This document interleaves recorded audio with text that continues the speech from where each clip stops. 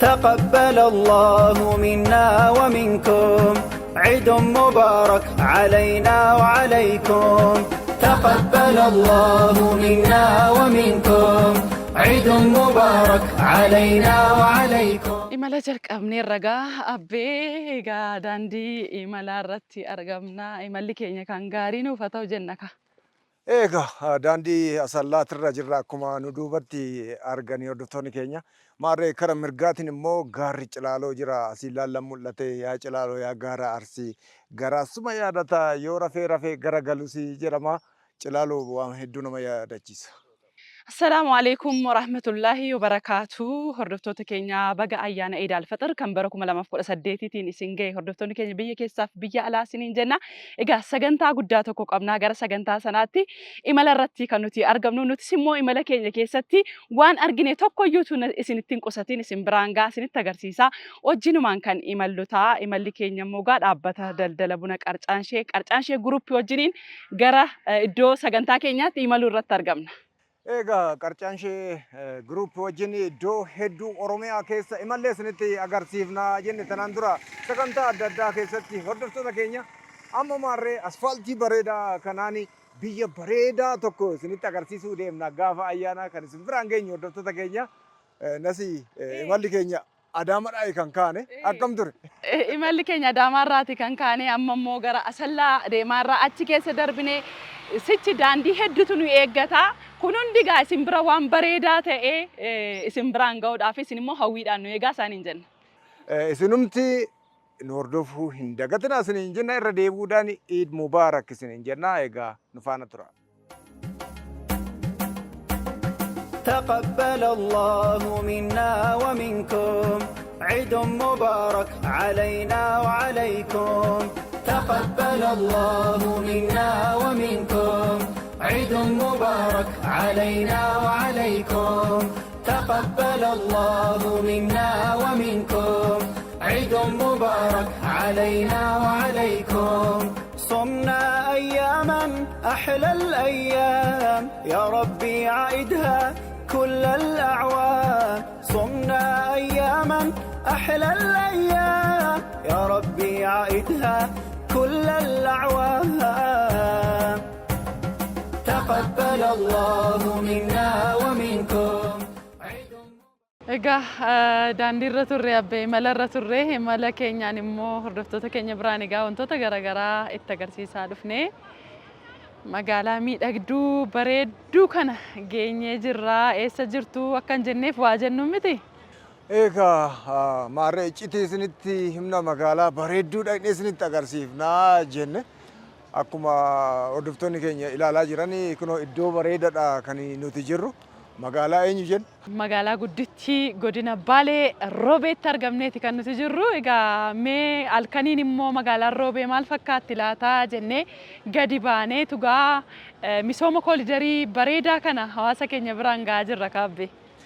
Egaa magaalaan Roobee baay'ee bareeddi. Koolidariin ishii sirriitti hojjetamee fi jiraattotaaf baay'ee mijattuu miidhagduu taatee natti mul'atte. Egaa addabaabayii nu duuba kun bareedanis jira. Addabaabayii Jeneraal Waaqoo Guutuuti. Egaa addabaabayii Jeneraal Waaqoo Guutuuti akkuma beekamu Baaleen gootota baddaa Baaleetiin kan isiin beekamtu gootota hedduudha kan isheen qabdu Baaleen isaan keessaati egaa kan siidaadhaan asitti arginu kun Jeneraal Waaqoo Guutuuti jechuudha. Egaa kabajamtoota hordoftoota keenya irra deebinee baga ayyaana Eid al-Fitr kan waggaa 1447tiin isin gahee akka biyya keenyaatti immoo kan bara 2018tiin baga nagaadhaan ittiin isin gahee isiniin jenneeti kan nuti jirru. Egaa sagantaan keenya kan asitti qabanne sagantaa addaa kan bashannanaa ayyaana Eid al-Fitr kan bara 2018 sababeeffachuudhaan kaayyoo maltii miidiyaan televezyiinii Itoophiyaa chaanaalii afaan Oromoo waliin ta'uudhaan hordoftoota biraan gahu isa san hojjechuudhaaf marreegaa gadi baanee kunoo leenii adda addaa kan baayik leen kan namni irra deemu waan hunda guddatte kan qabdu magaalaa Roobeetti dhufne. Godinaalee akkuma biyya keenyaatti misooma koldariitiin badhaadhanii akkasitti halkanii guyyaa walitti ifan keessa magaalaan Roobee immoo ishee tokkodha. Egaa misooma koldariitiin warra jalqabarras immoo eebbisiisan keessaas magaalaan Roobee ishee tokko jechuudha. Warra kan hojjetanii hunda isaaniitu ni galateeffannaa. Dhangaan keenya inni guddaan sichi waan baay'eetu jira. Qarcaan ishee tireeding immoo nu faana turuu isaatiin ulfaadhaa galatoomaa jennaa waltajjii irratti wal arginaa. Ayyaana gaarii isinii haa ta'u. Ayyaana gaarii isiniif haa ta'u nu faana tura. تقبل الله منا ومنكم عيد مبارك علينا وعليكم تقبل الله منا ومنكم عيد مبارك علينا وعليكم تقبل الله. السلام عليكم ورحمة الله وبركاته. بالي بيا جنرال واقو غوتو بيا أسيم بني أرجي سيناتي مرتو. بالي بيا آجي آدم سادو biyya Aliyyii Cirrii kan hin qabne mudoo biyya gaarreen gurguddoo kan akka Baatuu Tullu Diimtuu biyya Saannatee biyya Dadala maqaa qaba martuu. Baale biyya bosonaa harannatu qilleensa biifa qilleensatu asheetaa roobatu guyyaa guyyaan tiifa biyya bineensu mirga itti qabu biyya qilleensuu kunuunseessi qabu Baale. Baalee biyya Soofumar biyya Sheek Huseen biyya Madda Walaabuu dirreen isaa waa hunda kan qabu. Baale biyya manguddoo biyya jaarsaa biyya sheekaa biyya hayyuu biyya beekaa biyya garbuu qamadiitii biyya loonii biyya baqsaatii biyya waamaraati Baale. Baalee nageenyaaf tokkummaan fakkeenya. Baalee biyya kudhaama sirna gadaa biyya qabeenya uumamaa fi hambaalee idil addunyaa. Baalee hoo karaan baalee hoo jennaan garaan hafuu nu dide qarcaan ishee abbaa bunaatu gammadee nu fide. Kan isin mana keessan teessanii televezyiinii Itoophiyaa chaanaalii afaan Oromootiin kan isin hordofaa jirtan kabajamtoota hordoftoota keenya ayyaana Iidaal Faxir kan waggaa 1447 akka biyya keenyaatti immoo kan bara 2018 godina miidhagduu bareedduu godina Baalee magaalaa Roobeetti argamne televezyiinii Itoophiyaa chaanaalii afaan Oromoo qarcaan ishee group akkasumas kaayyoo multimedia waliin ta'uudhaan qopheessaa jirrudha. Ammas egaa bagattiin isin ga'e Iid Mubaarak isiniin jenna. Maarreegaa sagantaa keenya eebbanii eegallaa waltajjiin kun akka milkaa'uuf kan nagaan ba'ee nagaan akka galuuf oolman keenya dansaa akka ta'uuf nu eebbisu manguddoota gara waltajjiitti affeerraa as nu gaggeessitu. Inteedinna Nufolcha, Nufolcha, Nufole Aga, Nufolcha Waka, Salgam Borana, Sagaltaman Garba, Torban Mando, Chanambarento, Barinaga, Barinaga, Barinaga, Barinaga, Martin Naga, Martin Naga, Sabin Naga, Jabin Naga, Elimtun Naga, Elvitun Naga, Gadi Naga, Gaditun Naga, Kabay Naga Nagalu, Katurbe Naga Nalalu. Orfon dadaa haa baatu, waanyoon nagaa haa taatu, qotee bulaan nagaan haa bobba'u, nagaan haa oolu, nagaan haa galu, qotileen haa baaru, haa subaaru, haa gabbatu, biyya itti haa urgeessu, margaa bishaan isaa haa sifeessu, daldaltuu fe'umaan ribu, fe'imni dallu, kotteen qadhabaa, karaan nagaya, malkaan waada, hirri ribu, gaagurtuu gichaan ribu, dameen kooraa, gaagurtii haa bucooytu, mucaan haa guddattu, horsiisee bulaan nagaan haa bobbaasu, nagaan haa oolchu, nagaan haa galchu, loonii ciifni haa tolu. Baay'inni nuu haa roobu, lafti nuu haa margitu, marga loon haa dheedan, loon haa aana'u, aanan namaa haa sifaayu. Ganyaan galee haa himimsu, ganni galee haa jidiisu, faataa namni hin qixxeessu qixxee waaqa laf, faataan dambal, waanyoon jangal, horaa bobbaasaa, bulaa bulfadhaa, olii nagayaa. Ini bifannaan of folcha. Ini bifannaan of folcha. إني بفنانو فولشا تولا واق kan nagaan nu oolche nagaan nu haa bulchu hamaa dongora nurraa haa qabu gaarii nutti haa qabu biyya teenya biyya nagaa rabbi nu haa godhu rabbi afaan tokko nu haa godhu mootummaa kan algaarraa nu haa bulchu nu waliin haa bulchu dharti sulula haa taatu dhugaan tulluu haa taatu akka nu jenne waa'ine haa jedhu bakka wallaalle waa'in itti nu haa guutu gadaan quufaa gabbina. Ine bisaan uffolchaa ine bisaan uffolchaa ine bisaan uffolchaa rabbiin nagayaan nu oolche nagayaan nu haa bulchu. irraa gora nu haa oolchu dogoggora nu haa oolchu biyya teenna biyya quufaa haa godhu biyya ulfinaa haa godhu biyya nagayaa haa godhu ijaaree nun diigin ijaaree nun diigin ijaaree nun diigin kabee nun luqqisin kabee nun luqqisin ibsee nun dhaamsin ibsee nun dhaamsin ibsee nun dhaamsin biyya teenna biyya quufaa haa godhu biyya nagayaa haa godhu sooma soomne kana warra qooqa ooleemi warra sooma oolu ka itti milkoofnu rabbi nuuf haa godhu rabbi nuuf haa godhu rabbi nuuf haa godhu nagaa kana nurratti haa sabatu nurratti haa dagatu nageenni bakkan gayin haa ga'u bakkan gayin haa ga'u bakkan gayin haa ga'u bakkan gayin haa ga'u barri roobaaf nagaa gadaan quufaa gabbina. Maanguddoota keenya eebbaan sagantaa keenya nuuf saaqan guddisnee galateeffannaa eebbi keessan haphee ta'e nutti haa qabatu jenneerra. Ulfaadhaa galatoomaa jennaani. Hayyee egaa sooma ji'a tokko keessatti rakkataa gargaaraa kan daaree offisaa kan beelee nyaachisaa ibaadaa gochaa leelatal qadrii immoo yaa rabbal aalamiin nu waffaqii jecha darbinee guyyaa kana geenyee jirra irra deebinee Eid Mubaarak isiniin jenna. Egaa qophiin keenya bareedee akka simbira ga'uuf immoo Qarcaanshee Group sponsora kabajaa qophii kanaati mee nu galateeffadhaa. Mee Qarcaanshee Group wajjin wal isin barsiisuuf jenna. Egaa Qarcaanshee Group dhaabbata oomisha bunaa irratti hojjetu yeroo ammaa kana immoo oomisha bunaa gara teeknooloojiitti fiduudhaan keessattuu Gujii keessatti hojii bal'aa hojjechuu irratti kan argamu. Egaa keessummaan guddaan tokko isinitti dhufee jira. Baaleettis teeknooloojii kana nama daqsaa jedheera. Isin maal jettu? Qarcaansheen egaa godinaalee hedduu keessattis hojii gurguddaadha hojjeta. Godinaalee lamaan Gujii, godina Jimmaa, Bunnoo Baddellee, Qeellam Wallaggaa, Wallagga Lixaa. Hayyee Qarcaansheen saayitoota bunaa 70 ol qaba.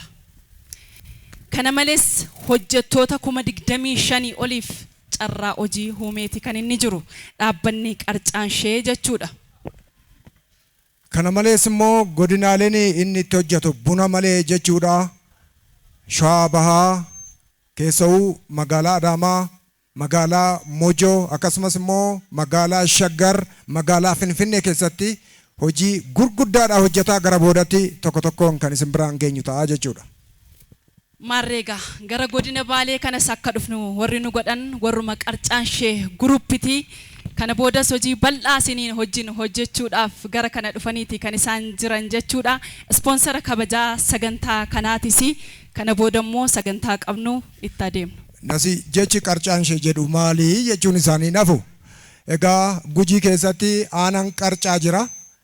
Gandi immoo Qarcaanshee jedhamtu jirti jechuudha. Qarcaa keessa achitti kan hundaa'edha jechuudha. Dhaabbanni kuni yeroo ammaa kana Oromiyaa akkasumas immoo Itoophiyaa akka Afrikaatti akka addunyaatti buna erguudhaan sadarkaa guddaarra kan jiru hamilee kun nuu kennaa fi ilma biyyaatis.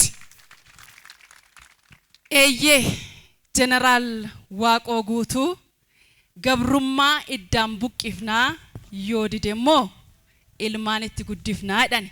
Ilmaan guddatanii kunoo biyya misoomsaa jiru. Mitire waardiyyaa nageenyaas ta'anii jiru. Biyyas bulchaa jiru. Hamileen garuu hin xiqqaata. Egaa Baalee biyya misoomaaf taatu, biyya investimentiidhaaf taatu, investimentii harkisuu kan dandeessu, teeknooloojii guuttattee kan jirtu, abbootiin qabeenyaa birootis warra Qarcaansheetti aananii akka dhufan abdiidha qabna. Investoroonni gaafa dhufanii egaa lammiitu waa hedduu argata, ni qarooma. akkasumas immoo qabeenya uummachaa deema walirraa baraa teekinooloojiidha walitti daddabarsaa deema qarcaan shanii waa hedduudha keessoo biyya Biraazil dhaquudhaan waa'ee bunaa waa hedduudha baree biyya keenyatti fidee keessa'u odoo dabaqaa fi galaanaadha ixanii waa hedduudha argitu waan bunaa. Tole kanatti aansinee egaa aasaa qofatti hin goonu jidduutti immoo nashiidaa tokko utuu isaan biraan geenye waabbe.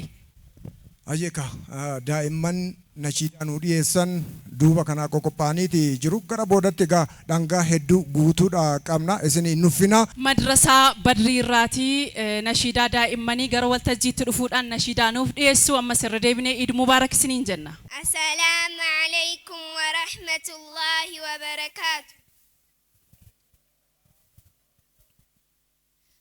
تقبل الله منا ومنكم عيد المبارك علينا وعليكم تقبل الله منا ومنكم عيد المبارك علينا وعليكم تقبل الله منا ومنكم عيد المبارك علينا وعليكم يا مدرسة بدري أتي روحيتيا أتي أنا بري إفاجروتيا سيدا بندان دايو هل كاني في قويا سيدا بندان دايو هل كاني في قويا يا مدرسة بدري أتي روحيتيا أتي أنا بري إفاجروتيا سيدا بندان دايو هل كاني في قويا سيدا بندان دايو هل كاني في يا ماما يا بابا كني نزرتني دين المنكسني أرجو دفتني بغانا غان دفتن هم دمتي خيسني بغانا غان دفتن هم دمتي خيسني. تقبل الله منا ومنكم عيد مبارك علينا وعليكم تقبل الله منا ومنكم عيد مبارك علينا وعليكم. يجرب بدو ابتكادو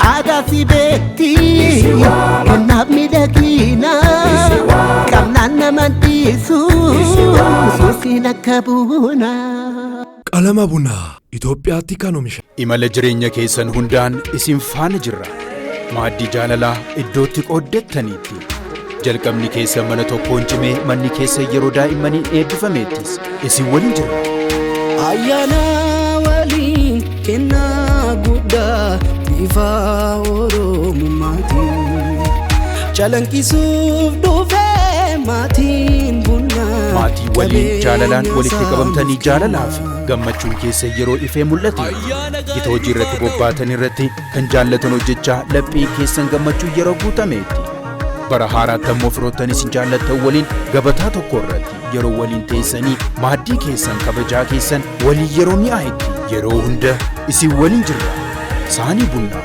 qulqullina olaanaa fi jabinaan hamma garaagaraa halluu walii fi diizaayinota hawwatoon biyya keenya keessatti oomishamee gatii madaalawaatiin kan dhiyaate ayyaana gaarii Bunna Plates Itoophiyaatti kan oomishame.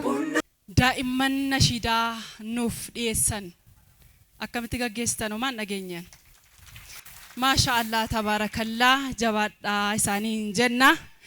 Egaa ammas waa xiqqoo waa'ee qarcaanshee kaasetan gara keessummoota keenyaatti darba. Dhaabbanni daldala buna qarcaanshee group akkuma duratti kaase buna teeknooloojiidhaan oomishuudhaan teeknooloojii biyya keessatti madaqsuudhaan isa jalqabaati. Dirree diriiraa irratti kan beekamu garbuu, qamadii, boqqolloo, xaafii waan garagaraati miti. Bunni kan beekamu baddaadhaan ture. Amma garuu teeknooloojii bunaa biyyatti madaqsuudhaan teeknooloojiidhaan buna hektaara hedduu iddoo tokkooti bishaan obaafamuun kan danda'ame. Egaa bifa kanaan teeknooloojii kana biyyatti madaqsee yeroo ammaa hojii irratti kan inni argamu. Muuxannoo Gujii jiru immoo gara Baalee fidaniiti kan isaan jiranu. Egaa isaaniif hamileen hin jiru. Dhaabbanni kun iddoo garagaraa yeroo deemu ofii isaatii qonna qotee of fayyaduu qofa miti.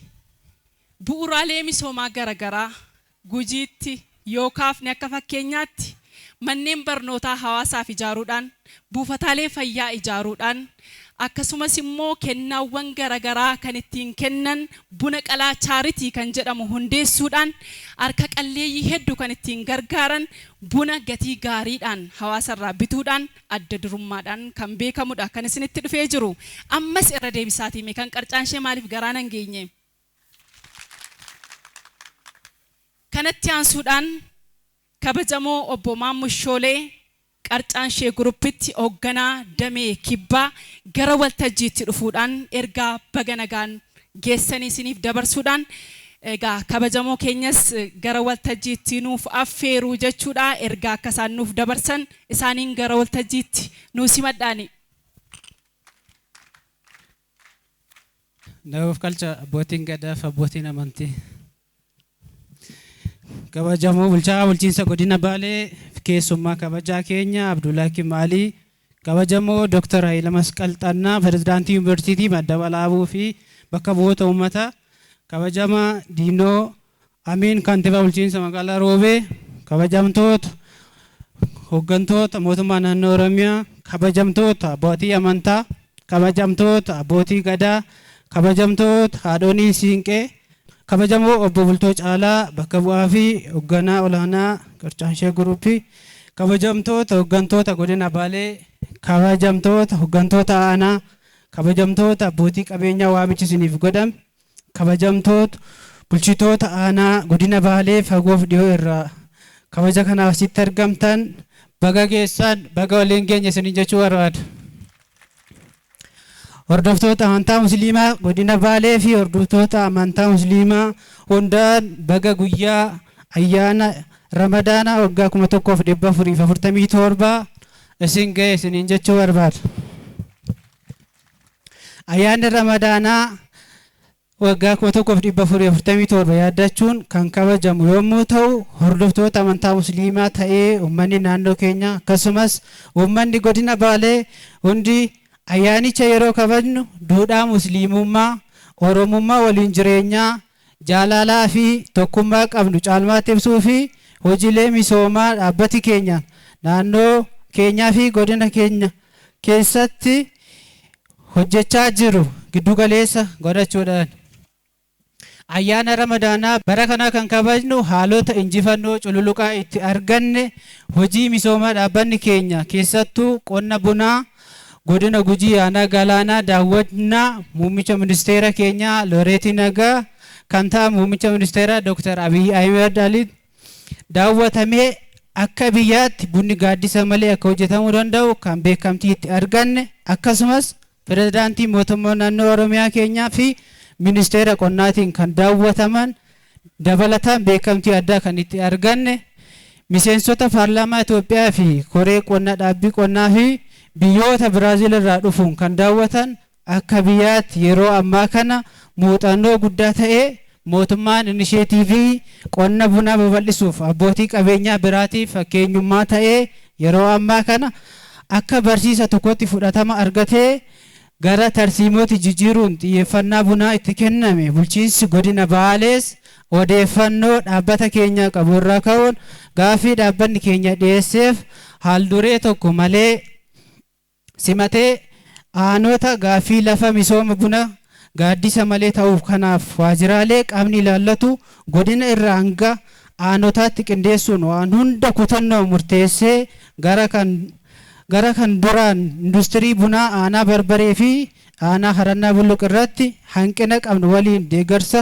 gochuun biiroo lafa Oromiyaa, biiroo investimentii fi biiroo industirii Oromiyaatti erguun boordiin investimentii Oromiyaa aanaa Gurraa Dhaamolee lafa hektaara 2,500 aanaa Dalloomannaatti hektaara 1,000 nuuf murtaa'ee fudhachuun qophii hundaa xumuruun yeroo ammaa kana hojii gaggeessaaf abbaan qabeenyaa olaanoo dhaabbata keenyaa Dr. Israa'el Daggafaa kallattii kaa'aniin oomisha bunaa ammayyeessuuf teekinooloojii makaanaayizii muuxannoo keenya qindaa'aa qabachuun oomisha bunaa gaaddisa malee cophaan akkasumas buna tuttuqqaa bosonaa irraa bilisa gochuun oomisha hektaara 1 irraa hanga kuntaala 60 fi isaa ol argamsiisuu danda'e qabachuun yeroo gara Baalee imallu deeggarsa hanga ammaatti bulchaa bulchiinsa godina Baaleetii fi itti gaafatamtoota waajjiraalee adda addaa nuuf gochaa jiran irraa galateeffachuun baga geessan Eid Mubaarak isinii jechuudha. Ayyaanni Ramadaanaa waggaa 1447 akka biyya keenyaatti immoo kan bara 2018 qophaa'e kanarratti eebba abbootii gadaa, abbootii amantaa, sheekotaa fi haadholii siinqee irraa aadaa Oromootiin eebbifamuun gara misoomaatti seenuu keenya kan ittiin ibsinu ta'uuf qophaa'e ta'uusaa yeroon ibsu gammachuu guddaan natti dhaga'ama. Akkasumas dhaabbanni keenya mootummaa federaalaa irraa hanga godinaaf aanaatti xiyyeeffannoo kennuun oomishaaf oomishtummaa dachaan akka babal'atuuf deeggarsa nuuf kennaa jira. Dhaabbanni keenyas uummata aadaa fi safuu bareedaa qabu uummata godina Baalee keessatti hojjechuun itti gaafatamummaa guddaa fudhachuun qonnaan bulaa giddugaleessa kan godhate ayyaana Ramadaana bara 2018 yookaan waggaa 1447 kana bulchiinsa godina Baalee waliin ta'uun miidhagina kaayyoo maaltiimiidiyaaf dhaabbata televezyiinii Itoophiyaa sagantaa afaan Oromoo waliin yoo qopheessinu gammachuu guddaatu nutti dhaga'ama. Dhuma irratti godinni Baalee qamadii qofa kombaayineraan funaanuu otoo hin taane buna harkaa mukarra bahanii kan irraa guuran qofa osoo hin taane buna akka qamadiitti harvestaraan guurra jennee gara godina Baalee kan qabannee dhumne ta'uu isaati. Kanaaf uummanni Baalee maalloon jettan. Dhumarratti milkaa'ina hojii keenyaaf bulchitoota aanaalee godina Baalee bulchaa bulchiinsa godina keenyaa obbo Abdul Karim Alii maqaa qarcaashee guruupitiin galata guddaa isaaniif dhiyeessuu barbaanna. Bulchaa bulchiinsa godina Baalee obbo Abdul Karim Alii ergaa baga geessanii keessummoota keenyaan nuuf dabarsanii kabajaan gara waltajjiitti nuuf affeertan. Assalamu alaikum wa rahmatullahi wa barakatuh. Eid Mubarak yen. Kabajamoo Dr. Birhana Maskal Tannaa, Pirezidaantii Yuunivarsiitii Madda Walaabuu fi miseensa mana marii bakka bu'oota uummataa. Kabajamoo Ustaaz Kaamil Aliyyii, miseensa mana marii bakka bu'oota uummataa. Kabajamoo obbo Diinoo Amiin, kaantiibaa bulchiinsa magaalaa Roobee. Kabajamoo obbo Roobaa Turcee, itti aanaa hoogganaa biiroo misooma jallisii fi horsiisee bulaa Oromiyaa. Kabajamtoota hooggansa naannoorraa sagantaa midhaagaa kanarratti argamtan pirootokoolli keessan akkuma eeggametti ta'ee kabajamtoota hooggansa godinaa, hooggansa aanaa asirratti argamtan, kabajamtoota abbootii amantaa, abbootii gadaa, haadholee siinqee fi hawaasa babbareedaa sagantaa guyyaa har'aa kanarratti nu faana argamtan hundi keessanuu baga guyyaa ayyaana Eid al-Fitrii waggaa 1447ffaa yookaan akka lakkoofsa biyya keenyatti 2018 ittiin isin ga'e ittiin nu ga'e isiniin jechuu barbaada.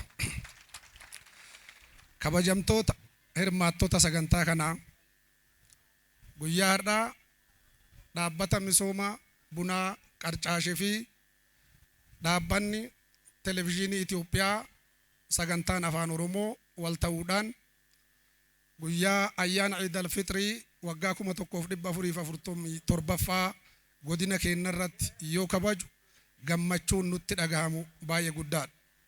Sababni isaa miidiyaan humna qabuun biyya tokko beeksisuu irratti gahee guddaa qaba. Kanaaf jecha dhaabbanni qarcaashee misooman gara keenyatti yoo dhufeeyyuu osoo misoomatti galee misoomayyuu hin hojjatin godinni kun godina beeksifamuu qabu. Wanni godina kanarraa beeksifamu hedduutu jira jechuudhaan ispoonsara miidiyaa asitti affeeree sagantaan kun asitti akka geggeeffamu taasisuu isaatiif dhaabbata kanaaf dhaabbata miidiyaa Itoophiyaa sagantaa afaan oromootiif galata guddaa galchuu barbaada. Kaayoon sagantaa kanaa inni guddaan abbootii qabeenyaa keenya si'aa'essuudha.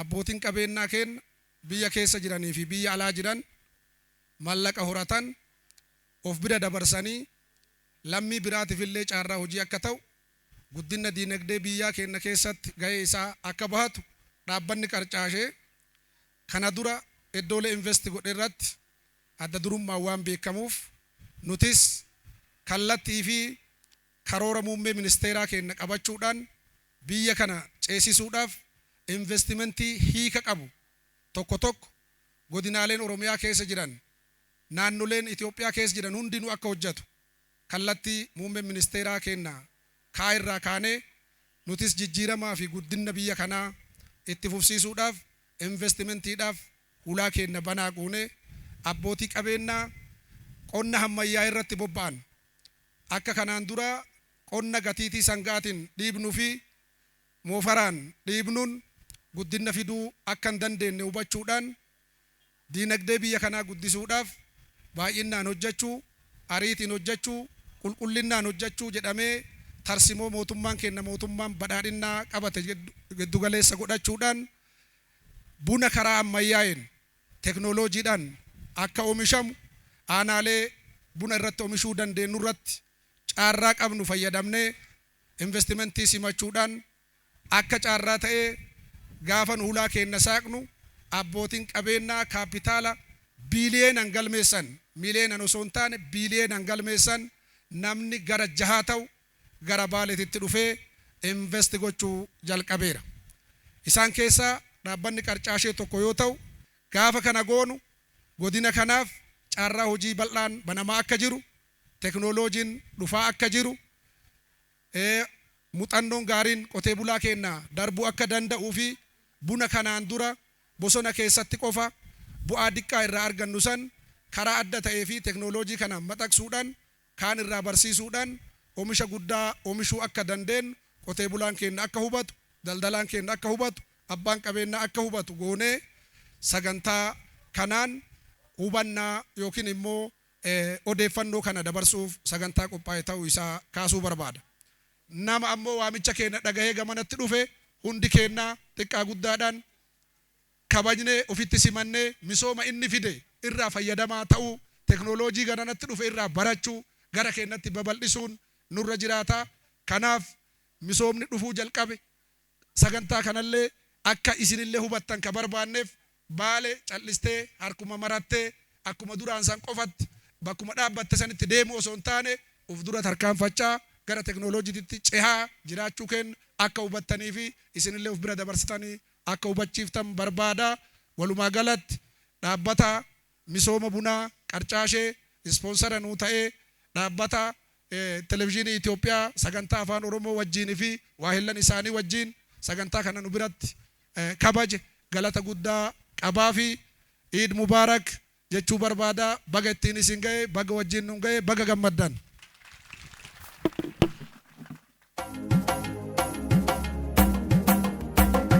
تقبل الله منا ومنكم عيد مبارك علينا وعليكم.